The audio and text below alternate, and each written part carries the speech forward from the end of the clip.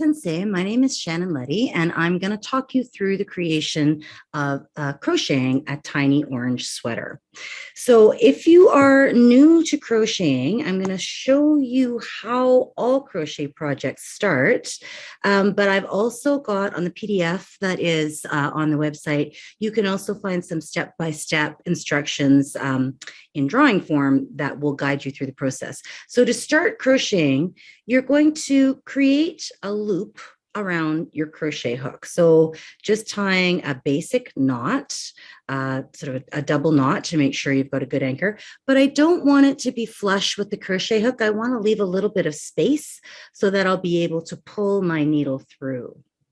So once I've got that loop secured around my hook, I'm going to hook the yarn onto the pole here, and I'm going to pull it down through that loop. And that is my first stitch. So I've done one, I'm going to do another one, and I'm going to keep going for this particular project until I've got 16 loops started.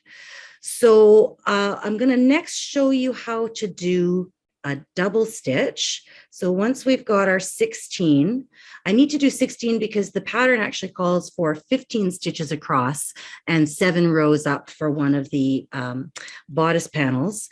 But I want to have that extra stitch at the end so that I've got sort of a transition stitch when I go back up to the next row. So I've got about 16, a chain of 16 stitches here.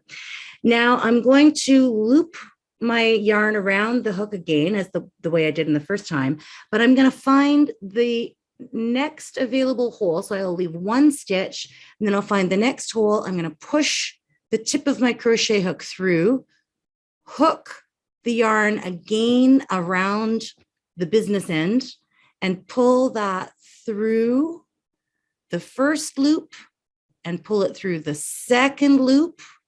So now I've got 2 loops on my hook. I'm going to hook again and pull that yarn right through both loops. So that is my first double stitch. So once again, I'm going to hook the yarn around the business end, push it through the very next available loop in a stitch, hook again, pull through the chain loop, pull through the next loop, leaving me with 2 loops on my hook. And then I'm going to hook again and pull the yarn right through both of those loops. So I'm going to do that all the way back along the single chain, and I'll go back and forth until I have a panel of 7 rows. So I'm going to need to construct a sweater. I'm going to need 2 panels of 7 rows each, and I'm also going to need 2 panels of 5 rows each. These 5-row panels are going to be the sleeves of the tiny orange sweater. So when I've got all of my panels ready, I'm going to take that 5-row panel and sort of fold it in half. And then using a darning needle, I've got one started here. I'm just going to stitch along, making sure that I'm going through both sides of the panel. So I'm joining them together just like you would a sleeve. And I'll keep going right up to the end. And then I'll just tie a knot sort of the way you would if you were sewing. So I'll go very quickly here and show you when we get to the end. And this doesn't need to be perfect. No one is really going to wear this tiny orange sweater, although if anyone ever does, please do let me know because that would be very, very interesting indeed. So when I'm done at the end, I'm just going to put my needle back through. I'm going to try to tie the knot so that it's on the inside of the sleeve. I'm going to make rather a big loop like that, put my needle through, make another big loop that I'll put my needle through. And then I'm just going to pull tight. So that finishes off the stitching. I'll cut it off and then I'll move on to the next stage. In the next stage, I'm going to take once I've done both sleeves, I'm going to take my 2 bodice panels and starting at one end, I'm going to do that same just basic stitching with my darning needle. But I'm only going to go about halfway up the panel. So I've already got this one started. I'll keep going up the panel And when I'm about where I want to be, I'm going to take my sleeve, my prepared sleeve, and sort of fit it into that space. Now, I want to make sure that the sleeve actually stays open. So when I keep on with my sewing, I'll start at the bottom and just connect the sleeve on one side.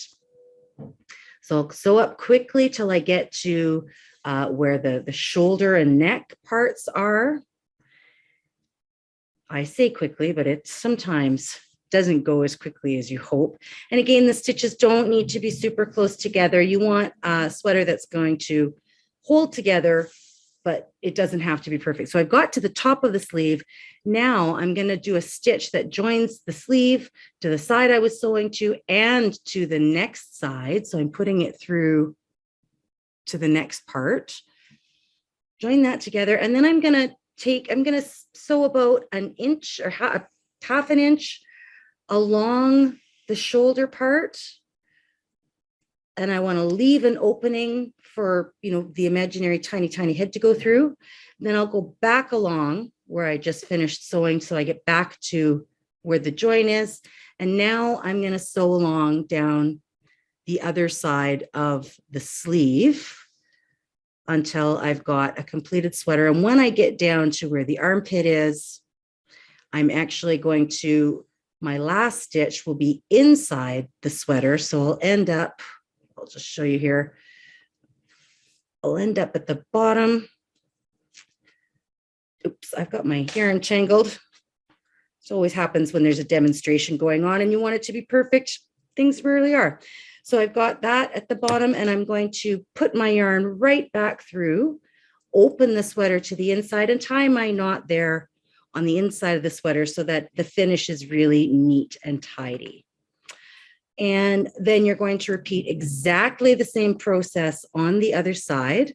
So I would start sewing at the bottom here, sew halfway up, attach the sleeve on one side first, sew to the top, connect to the other side, sew about an inch or so along the top, go back again, and then sew down the other side and knot in the bottom in the armpit on the inside of the sweater. And in the end, you will have something that looks exactly like this.